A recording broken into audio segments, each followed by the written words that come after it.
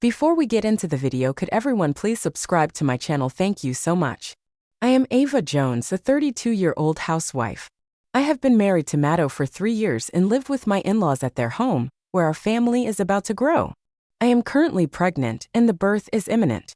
Recently, as my belly has begun to show, conversations with neighbors about the baby make me increasingly excited to meet my child after a long period of infertility treatments. I finally conceived my first child.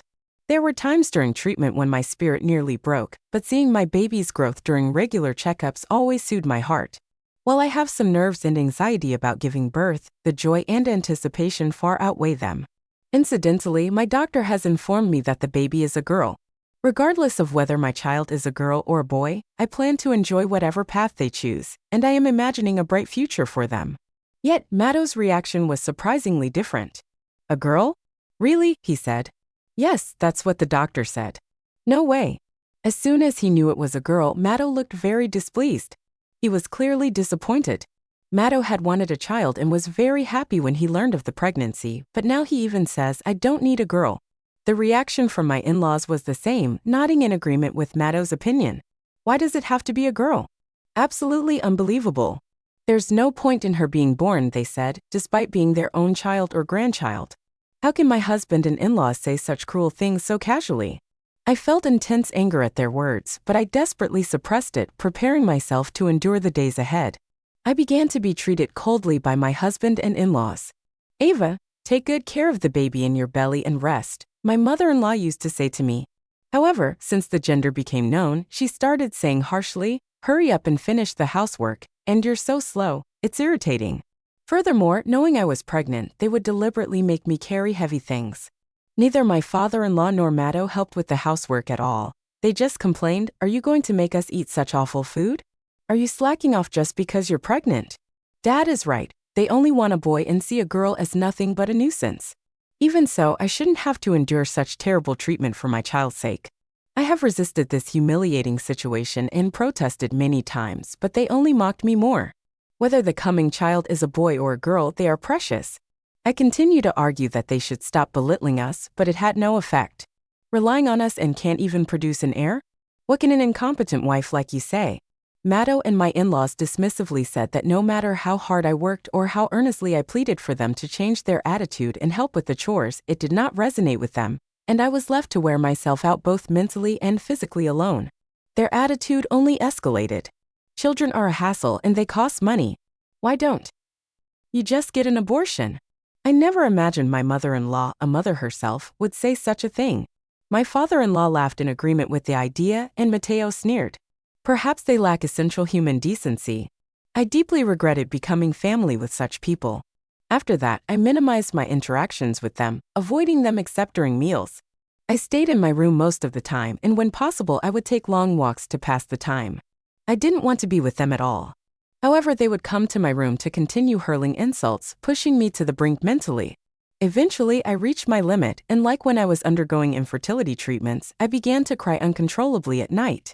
Staying in this house would surely drive me insane. I was on the verge of despair, about to fall. Continuing to live here would also negatively affect the baby in my womb, and a safe delivery would be utterly impossible. I immediately contacted my mother, who lives alone. I decided to return to my parents' home earlier for the baby's birth. "Hello, Mom. I need to talk to you. Is it okay if I come home earlier than planned?" "Of course you can come back anytime if you're okay with it." "Thank you, it really helps."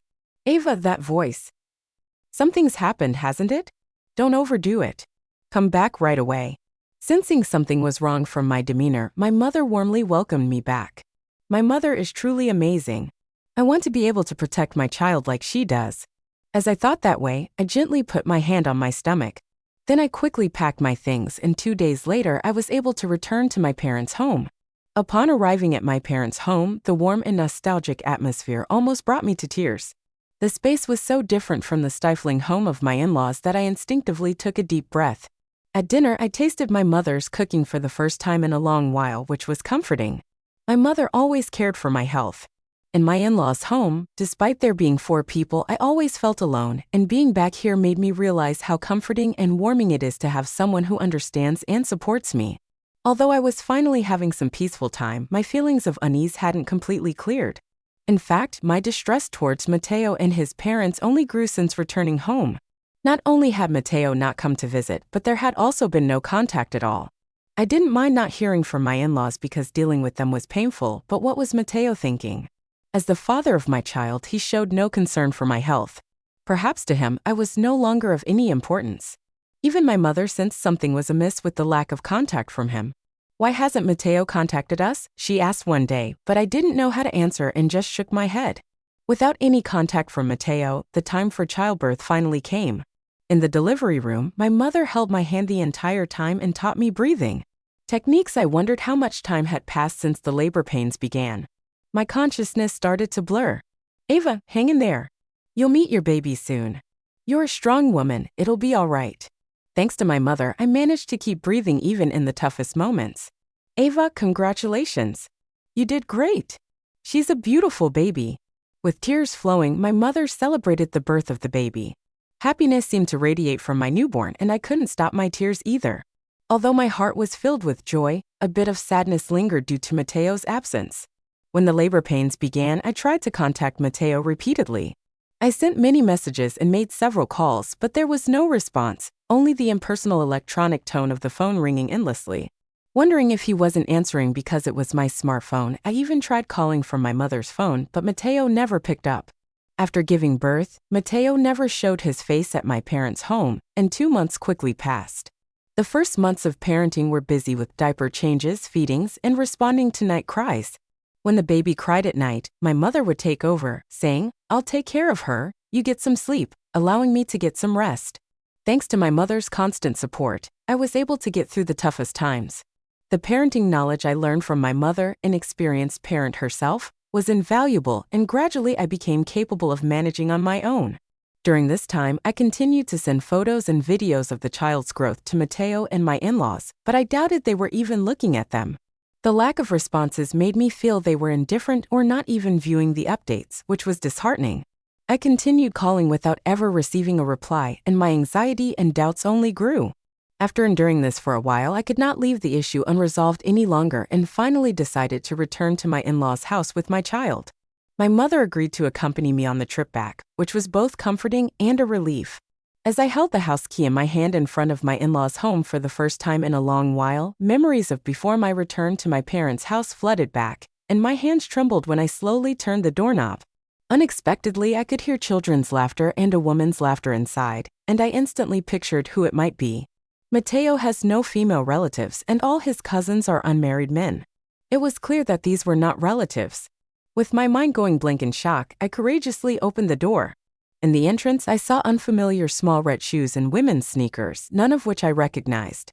My mother also looked on in astonishment. We immediately entered the house and hurried toward the source of the voices. When I reached the living room, there was an unfamiliar woman and a young boy. "Who are you?" I exclaimed in surprise, and Matteo, along with my in-laws, appeared from the back of the room. "Why are you entering like this on your own? And you even brought your mother. How rude of you." "Just wait a minute, Matteo. Are these people acquaintances of someone?" I asked. Bewildered, without any sign of disturbance, Matteo pulled the woman close to him. There was an obvious intimate atmosphere between them. The woman, with a provocative look, stared at me and approached. "This is my girlfriend and our child. You should be able to figure that out," Matteo said smugly, as if he had won something.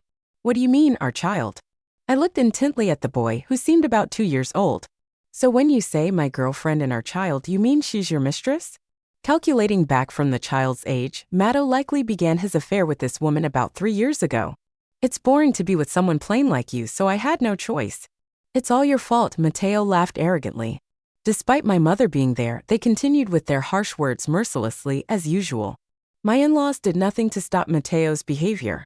Had they known about this all along? No, they must have known from the beginning, and all of them mocked me together. Why must I, who has done nothing wrong, continue to be insulted like this? "Sorry for stealing Matteo from you," the mistress sneered. Her name was Charlotte, and she was 26 years old. Charlotte worked as a bottle girl, and it all started when she met Matteo, who came in as a customer. Matteo often claimed he was working late, but in reality, he was meeting with Charlotte, and eventually, they began their secret rendezvous. As a result of these meetings, Charlotte became pregnant, a fact they hid for a while. However, once it was confirmed that the baby was a boy, Mateo proudly informed his parents. "My son has done well. This is fantastic," exclaimed my mother-in-law in joy. "An affair is not a problem. What matters is that he has produced an heir," my father-in-law stated without any sense of guilt. "A young mistress who can give birth to a boy is obviously more valuable than an incompetent wife who can only give birth to girls," he shockingly declared, and I glared at him in response. "By the way, that was right after we got married, wasn't it? Were you cheating on me from that time?" I asked. "That's right. You're 32, right? If the odds of having a boy are 50%, it's normal to think that being with a younger and incidentally prettier woman would increase the chances of having a boy," Mateo reasoned. This indicated his intention to make the woman who bore him a son his official wife. I was speechless at the ruthless and immoral things Mateo was willing to say. While I was stunned into silence, he continued, "Charlotte is my wife. I'm divorcing you to marry her. Take that useless child and get out quickly." Mateo thrust the divorce papers in front of me with a haughty attitude. Charlotte snuggled up to him with a smug smile, looking down on me disdainfully. To them, I must look pitiful, however, they are unaware of how foolish they actually are. I find that profoundly sad. "Do you understand what you're saying? Do you really think you can just get a divorce?" my mother said firmly to them. Overwhelmed by her imposing presence, the smile disappeared from Mateo's face and he looked at us skeptically. "What do you mean by that?" he asked. "Oh, didn't you know? The president of the company you work for is Ava's uncle, and your current position is all thanks to Ava." Mateo was visibly shocked. Indeed, the company Mateo worked for was managed by my uncle, my mother's brother. Mateo's promotions had not been due to any exceptional work on his part but were all because of connections. "If you divorce Ava, you'll also lose that position," my mother continued. Mateo had no idea. I hadn't told him deliberately since he had a high pride. Learning that his promotions were not a result of his merit but were facilitated by my uncle would likely infuriate him. Knowing the familial connection, he might take an even more arrogant stance or slack off at work. Either outcome would not have been favorable. Mateo and his parents were rendered speechless by this revelation. They were stunned to learn that the family of the daughter-in-law they had been looking down upon was actually connected to the president of the company that supported their lifestyle. Ignoring their shocked expressions, my mother calmly continued, "By the way, you're no longer welcome at our company." "What? Why?" Mateo stuttered in confusion. "Well, you've been embezzling company funds, haven't you? That's already been discovered by the management." I was truly shocked when I learned this from my mother during my visit home. If this became public, police involvement was inevitable. "Even if you try to divorce and run away, we'll just report you to the police. What will you do now?" My mother's tone was calm, but Mateo's complexion turned pale instantly, seemingly overwhelmed and unable to form words. Mateo gaped, shaking slightly. We waited for him to speak. "If I don't divorce, can I be forgiven for the embezzlement?" Kneeling down, Mateo desperately asked my mother a question. However, my mother shook her head without changing her expression, denying his plea. "There's no way that could happen. What you did is a crime, it cannot be forgiven." After sighing deeply in disbelief, she glanced at Charlotte and continued, "You said you were going to divorce Ava and marry this woman, didn't you? As a man, it looks bad if you don't follow through on your decisions. Oh, and if you do divorce my daughter, you'll have to pay child support, property division, and repay all the embezzled money." Hearing this, Mateo collapsed to the floor as if all strength had left him. He then looked up at my mother and apologized as much as he could. "I am truly sorry. I can no longer live in society as I am. Please forgive me." It was pathetic seeing him like this. I realized that any affection I had for him had completely cooled. Mateo had been gradually eroded since I became pregnant, and now at the moment, his dignity was lost. My fear of him and my in-laws was also swept away. I no longer feared their words as I looked down at him, crouched on the floor, crying and sniffling in a disgraceful state. I continued after my mother's words. "From now on, you just need to make proper payments to me and the child, adding what you owe to the company. It will be a significant amount, so even if you divorce me, you won't be able to waste money frivolously." Mateo was known for his extravagant spending, often using expensive ties and shoes cluttering our home. He also purchased costly golf clubs under the pretense that they might be used for entertaining clients, though they never were. In response to my words, Mateo weakly nodded while Charlotte made a displeased face, her lips pursed in satisfaction. Ignoring them, I turned my attention to my in-laws. I had something to say to them too. At that moment, my mother-in-law suddenly screamed, "It's all your fault. Because of you, we've ended up living like this. Mateo's mother yelled at me, her eyes bloodshot with anger as soon as she saw me. However, what had happened was the result of their own choices, not my responsibility. This was a line I had heard before, but now it had no effect on me. However, my mother-in-law was furiously escalating her voice, and I found her behavior somewhat pitiful. Swallowing the words I was about to say, I watched as Mateo repeatedly apologized to my mother and promised to repay the embezzled money so he was not reported to the police. However, he was fired from the company as a result of his actions. A year passed quickly, and currently, my child and I are living happily. The persistent criticism from Mateo and my in-laws had ceased, and I am mentally stable. Looking back, I can see just how abnormal life was before the divorce. Over time, memories of them gradually faded into the distance. Yet one day, unexpectedly, Mateo and his parents appeared before us as if to make sure they were not forgotten. But they were no longer the people they once were. They looked miserable. They used to dress flamboyantly and appeared youthful, but now they wore cheap, pilled sweatsuits and jerseys. It seemed they hadn't been able to go to the hair salon. Their hair roots showed their natural color and were unkempt. It was clear they were struggling financially. According to what they said, my in-laws had squandered money recklessly despite their dire situation, and their wasteful habits hadn't changed. They had used up not only their own pensions but also Mateo's living expenses, buying luxury items on credit. Ultimately, they had to sell off their expensive possessions to keep up with payments. This situation was their own making, and I had no part in their downfall.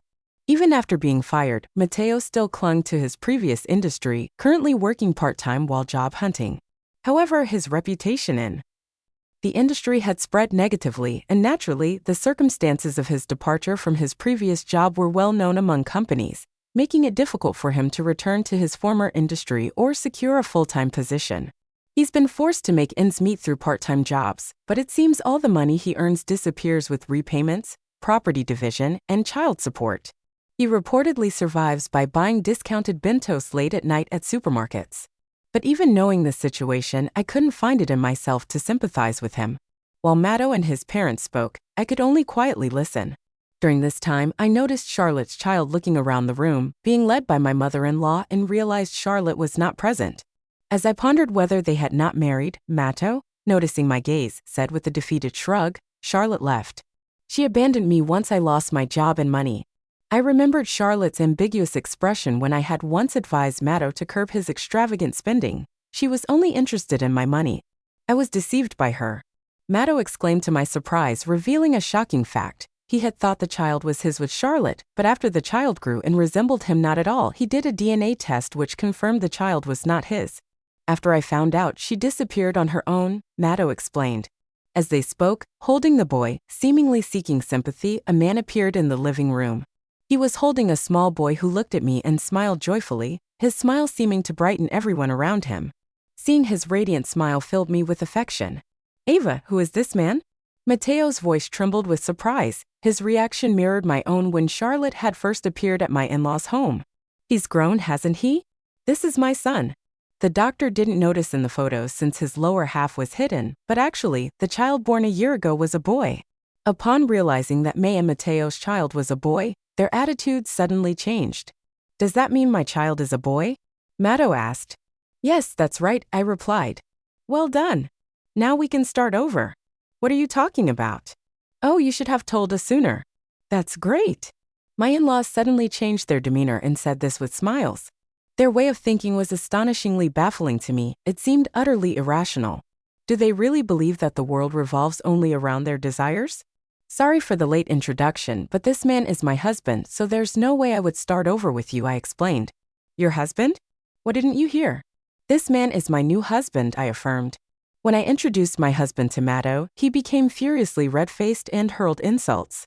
"That's a joke. Were you cheating on me? Don't mess with me. I haven't cheated. I met him after we separated. Don't lump me together with you, who had an affair and a secret child behind my back." I calmly stated the facts. Enraged, Mateo staggered towards our son, attempting to forcefully take him from my husband.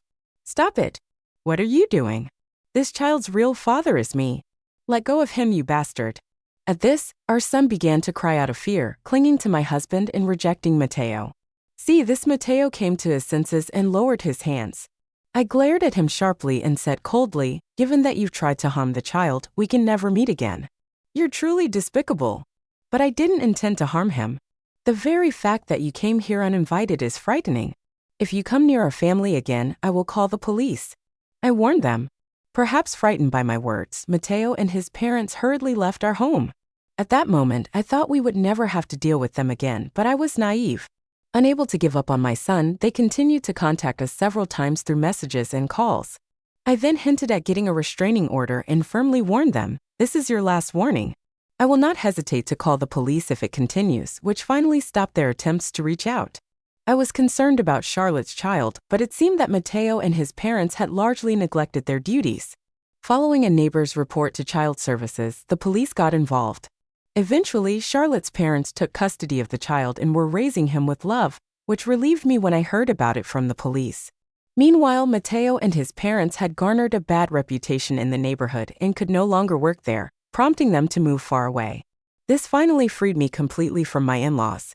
I am currently expecting a second child with my current husband, and soon our family will grow. A lively and bright life awaits us. Imagining a radiant and happy future, my mother, my family, and I are preparing to welcome this new life. Right now, I am enveloped in as much happiness as possible, and I am deeply grateful to my family who has always supported me. I have vowed to be a kind and strong woman like my mother to protect what is important.